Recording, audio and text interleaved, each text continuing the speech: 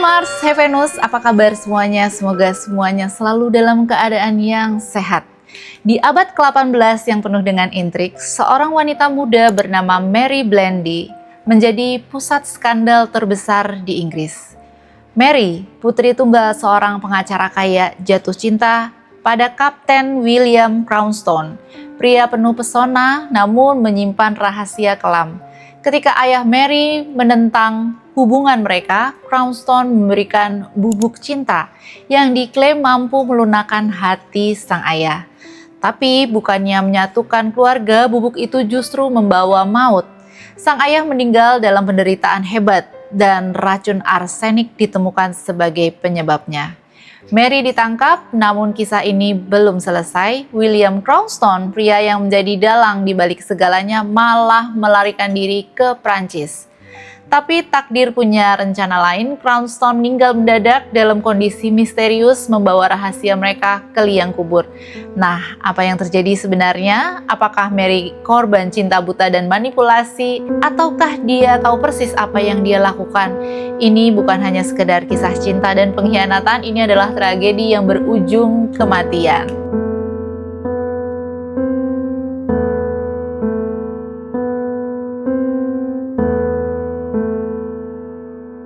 Mary Blandy lahir pada tahun 1720 di Henley-on-Thames, sebuah kota kecil yang tenang di Oxfordshire, Inggris.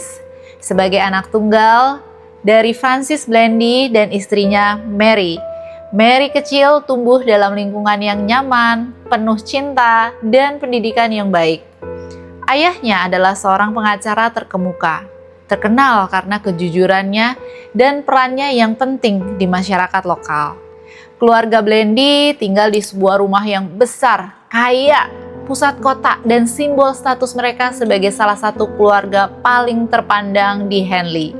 Mary sebagai satu-satunya pewaris keluarga tentu saja diperlakukan dengan perhatian yang besar. Sejak kecil, dia mendapatkan pendidikan yang jarang dinikmati wanita pada zamannya. Ayahnya percaya bahwa seorang wanita berpendidikan akan membawa kehormatan bagi keluarga mereka. Mary dikenal di kalangan masyarakat sebagai gadis yang sopan, cerdas, anggun. Meski penampilannya sederhana, dia memiliki daya tarik alami yang membuatnya disukai banyak orang. Warga kota sering melihat Mary berjalan di taman keluarga atau membaca buku di bawah pohon besar di halaman rumahnya. Namun sebagai wanita muda di era yang sangat terikat pada tradisi, Mary menghadapi tekanan besar. Sebagai anak satu-satunya, dia tuh diharapkan married dengan pria yang tidak hanya mencintainya, tapi juga yang membawa reputasi baik dan keuntungan bagi keluarganya. Jelas ya, Francis Blandy yang sangat melindungi Mary menetapkan standar yang sangat tinggi bagi calon suami anaknya. Dia ingin Mary menikah dengan pria yang memiliki latar belakang keuangan yang kuat, moralitas yang tak tercela, dan status sosial yang sebanding dengan keluarga mereka. Banyak banget pelamar yang datang ke rumah keluarga Blandy, tetapi Francis dengan hati-hati menilai mereka semua dan sering banget nolak mereka yang dianggap gak layak. Mary meskipun menghormati keinginan ayahnya, diam-diam capek juga ya dengan tekanan ini. Susah banget. Saat Mary menginjak usia 25 tahun, usia yang dianggap tua untuk seorang wanita yang belum menikah pada era itu, tekanan semakin meningkat. Pada tahun 1746, kehidupan Mary Blandy yang tenang berubah ketika seorang pria bernama Kapten William Henry Cranstoun tiba di Henley-on-Thames. Dengan seragam militernya yang rapi dan pesona karismatik, Cranstoun menarik perhatian siapapun yang mau bertemu dengannya. Pria ini berusia sekitar 40 tahun, memperkenalkan dirinya sebagai putra kelima dari bangsawan Skotlandia katanya, membawa gelar kehormatan yang meskipun kecil memberikan daya tarik tersendiri di masyarakat. Bagi Mary yang saat itu berumur 25 tahun dan belum married, Cranstoun tampak seperti kayak jawaban atas doa-doanya. Meski usianya jauh lebih tua darinya, pria itu memiliki kepercayaan diri yang memikat. Mereka pertama kali bertemu di sebuah acara sosial yang diadakan di Henley, di mana Cranstoun dengan mudah masuk ke lingkaran pergaulan elit lokal. Namun di balik senyum manis dan tutur kata yang lembut, William Cranston ini adalah pria yang penuh masalah sebenarnya. Sebagai perwira militer, karirnya tidak terlalu cemerlang dan reputasinya sebagai pria yang suka berselingkuh telah membuatnya dijauhi beberapa kalangan. Nah, yang paling mencurigakan, Cranston memiliki istri bernama Anne Murray yang dinikahinya secara rahasia di Skotlandia. Pernikahan itu tidak diakui secara hukum di Inggris. Meski begitu, Mary itu udah terpesona banget sama Cranston. Pria itu membanjiri Mary dengan perhatian, pujian, janji-janji indah. Mary yang haus akan cinta sejati di tengah tekanan sosial untuk merit, ya pasti akan jatuh cinta dengan cepat kepada Cranston. Cranston dikenal sering menggunakan status bangsawannya untuk tebar-tebar pesona ke wanita kaya. Dia adalah seorang manipulator ulung yang tahu gimana memanfaatkan kelemahan emosional orang lain untuk keuntungannya sendiri.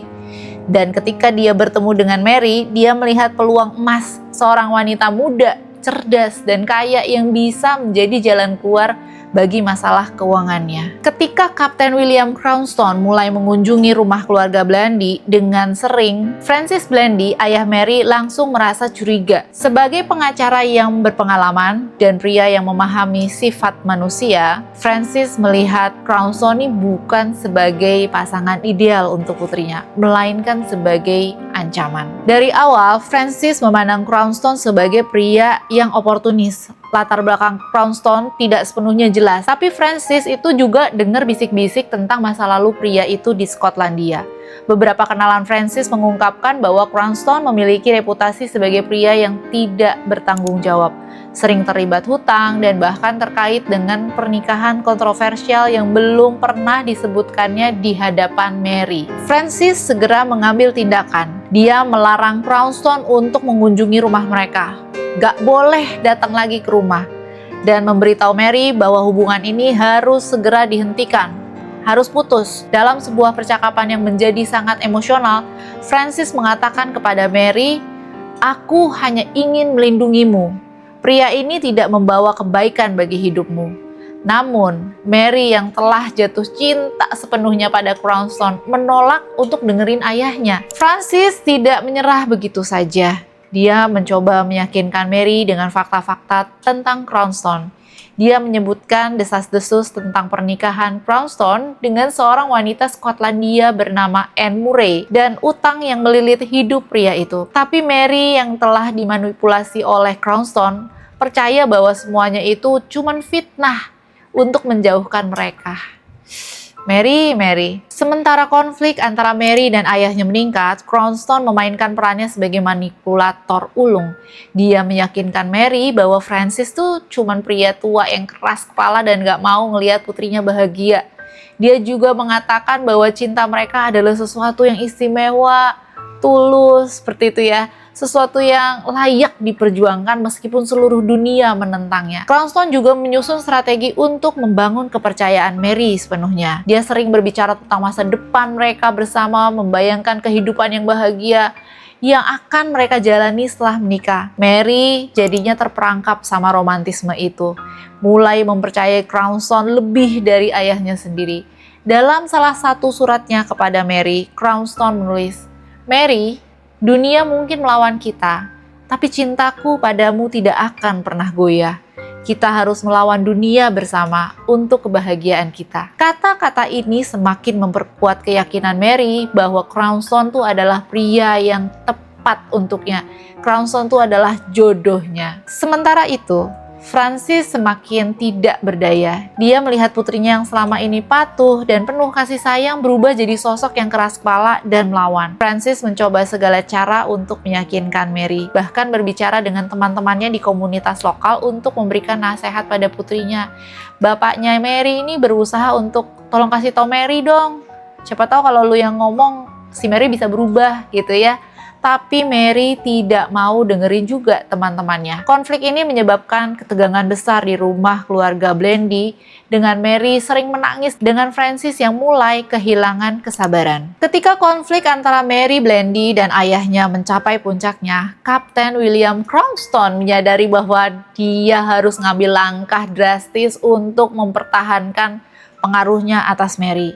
Dalam surat-suratnya yang dia kirimin ke Mary, Cranston mulai berbicara tentang sebuah solusi ajaib, yaitu sebuah ramuan cinta yang katanya dapat melunakkan hati Francis Blandy. Dan ramuan itu pasti akan membuat Francis Blandy menerima hubungan mereka tanpa syarat. Cranston meyakinkan Mary bahwa bubuk tersebut adalah ramuan herbal, ramuan yang udah jampi-jampi ya, yang sudah digunakan selama berabad-abad untuk mempererat hubungan keluarga. Dia mengatakan bahwa bubuk itu gak berbahaya, hanya sebuah obat cinta yang akan membantu Francis melihat kebaikan dalam dirinya dan menyetujui pernikahan mereka. Mary yang telah kehilangan kepercayaan pada nasihat ayahnya, percaya setiap kata yang dikatakannya. Dia setuju untuk menggunakan bubuk tersebut meskipun merasa sedikit ragu pada awalnya. Cranston mengirimkan bubuk itu dari Skotlandia dalam sebuah paket kecil yang dikemas dengan hati-hati.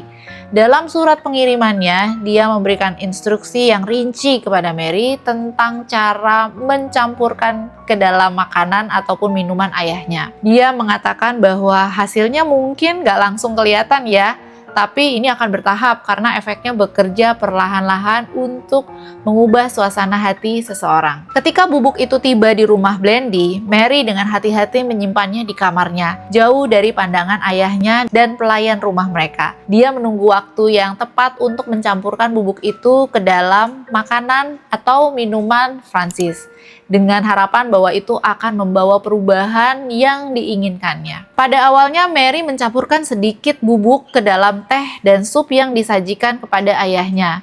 Dia memperhatikan dengan cermat reaksi Francis setelah mengkonsumsinya, berharap melihat tanda-tanda bahwa hati ayahnya mulai melunak. Namun yang terjadi justru sebaliknya. Francis mulai mengeluhkan rasa yang gak nyaman. Francis mulai merasa sakit perut setelah dia makan. Dia mengalami muntah-muntah dan kadang-kadang diare. Tapi pada awalnya dia menganggapnya itu hanya sebagai masalah pencernaan biasa. Mary yang tidak tahu bahwa bubuk itu sebenarnya adalah arsenik juga nggak mencurigai apapun. Dia cuma berpikir bahwa itu adalah reaksi yang normal sebelum efek positif bubuk itu bekerja. Namun gejala Francis tuh makin parah. Dari waktu ke waktu dia mulai terasa lemah, kehilangan nafsu makan, dan seringkali tampak kelelahan bahkan setelah istirahat. Pokoknya capek aja kelihatannya. Nah, Mary tuh udah mulai merasa cemas.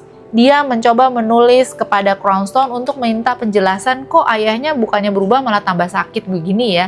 Pria itu meyakinkan bahwa semuanya akan baik-baik aja. Kampret banget ini si Cranston. Dalam beberapa minggu berikutnya, Francis mulai mengalami gejala yang lebih serius lagi. Dia sering muntah hebat diikuti dengan diare yang tidak kunjung reda. Wajahnya juga tambah pucat, matanya cekung dan tubuhnya tampak kehilangan berat badan dengan sangat drastis dan cepat. Pekerjaan sehari-harinya sebagai pengacara mulai terabaikan. Dia yang biasanya adalah pria yang sangat aktif dan teratur, kini hanya lebih sering terbaring di tempat tidurnya. Mary meskipun mulai cemas, tidak pernah menduga bahwa ini adalah gejala yang disebabkan karena racun yang dia sendiri campurkan ke makanan ayahnya. Para pelayan di rumah keluarga Blandy juga mulai menyadari perubahan kondisi Francis. Mereka melihat bagaimana pria ini yang dulunya sehat kini tampak seperti bayangan dirinya sendiri. Beberapa dari mereka mulai bergosip bahwa penyakit Francis mungkin bukan kebetulan, terutama setelah menemukan bubuk misterius di dapur. Ketegangan di rumah keluarga Blandy mencapai puncaknya.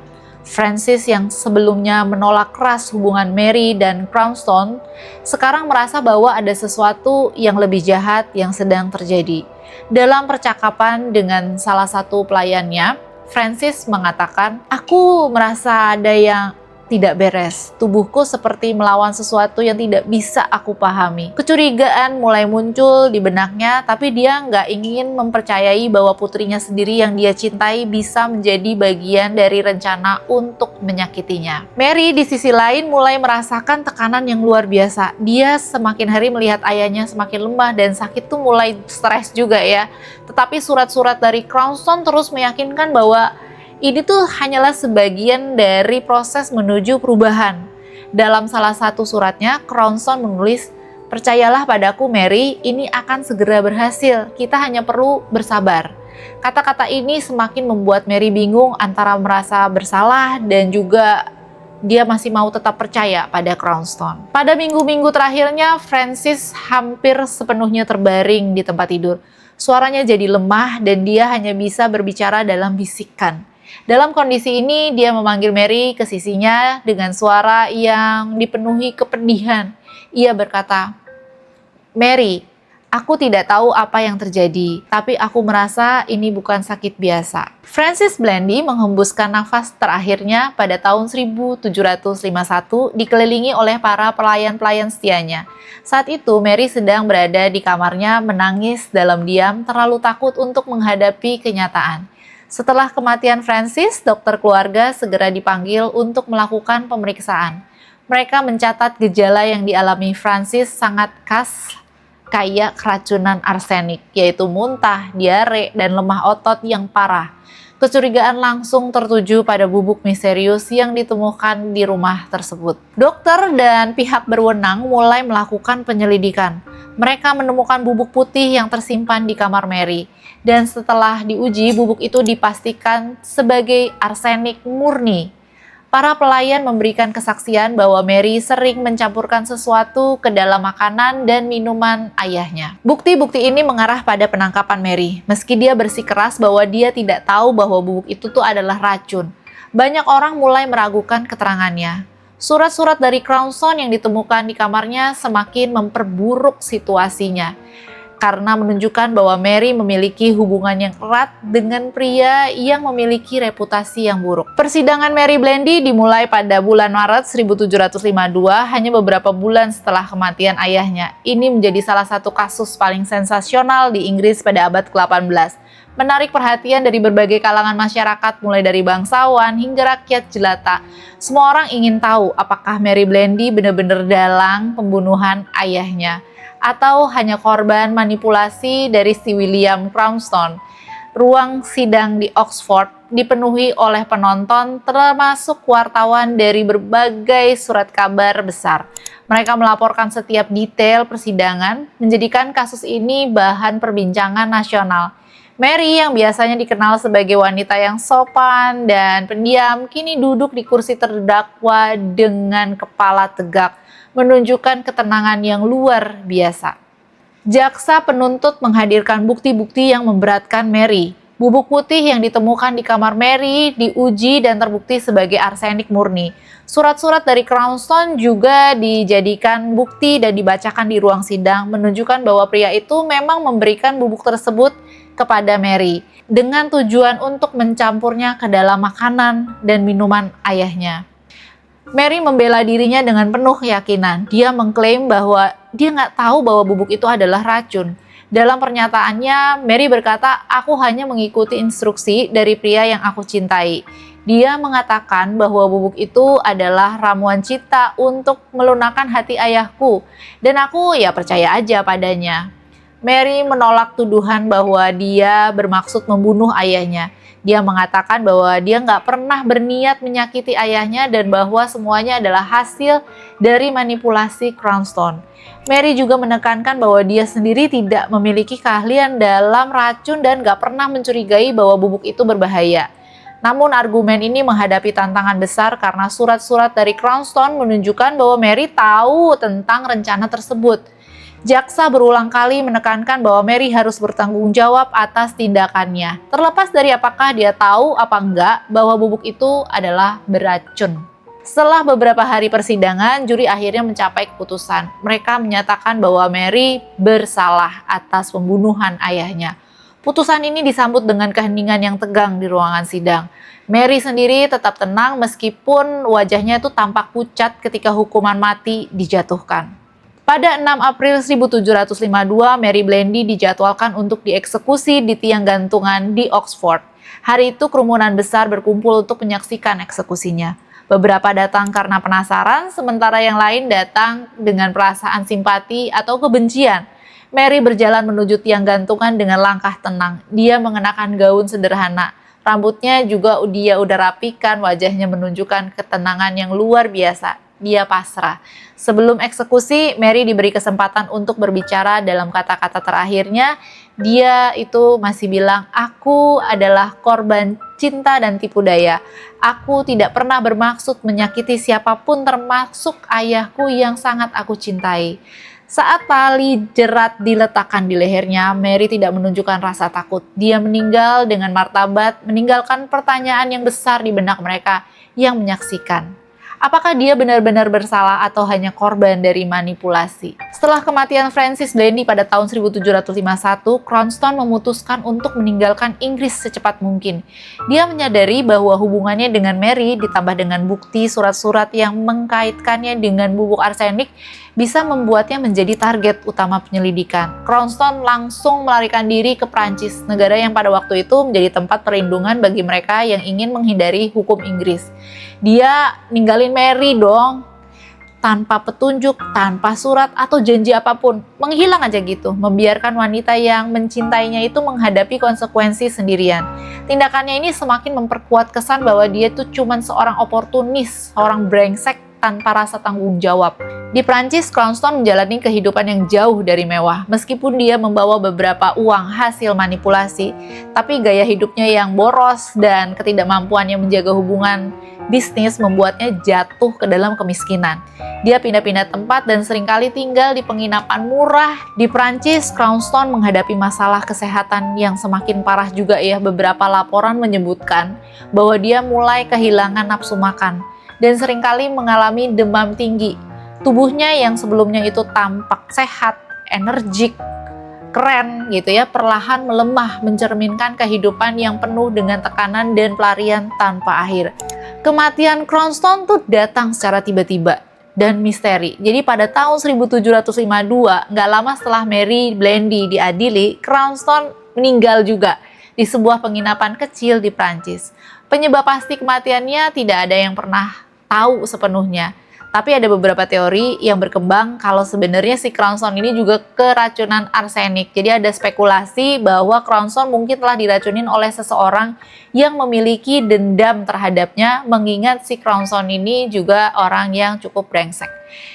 Cranston meninggal dalam kondisi miskin dan terisolasi tanpa keluarga atau teman di sisinya. Nggak ada upacara besar, nggak ada kenangan indah yang ditinggalkan, hanya kehampaan dan jejak manipulasi yang menghancurkan hidup orang lain. Jadi dia juga kena karmanya. Kasus Mary Blandy memiliki dampak besar di Inggris. Surat kabar di seluruh negeri terus memberitakan kasus ini, bahkan setelah eksekusinya, dan kisahnya jadi simbol tragedi cinta yang salah arah. Banyak yang menganggap Mary sebagai peringatan tentang bahaya cinta buta dan manipulasi, sementara yang lain melihatnya sebagai korban dari masyarakat yang terlalu cepat menghakimi. Hingga hari ini, nama Mary Blandy dikenal sebagai bagian dari sejarah kriminal Inggris yang paling kontroversial. Nah, gimana menurut kalian guys terhadap si Mary Blandy ini? Apakah dia layak dihukum dan dieksekusi mati? Thank you banget yang udah lihat video aku sampai selesai. Jangan lupa like dan subscribe. Thank you very much. See you in my next video. Bye.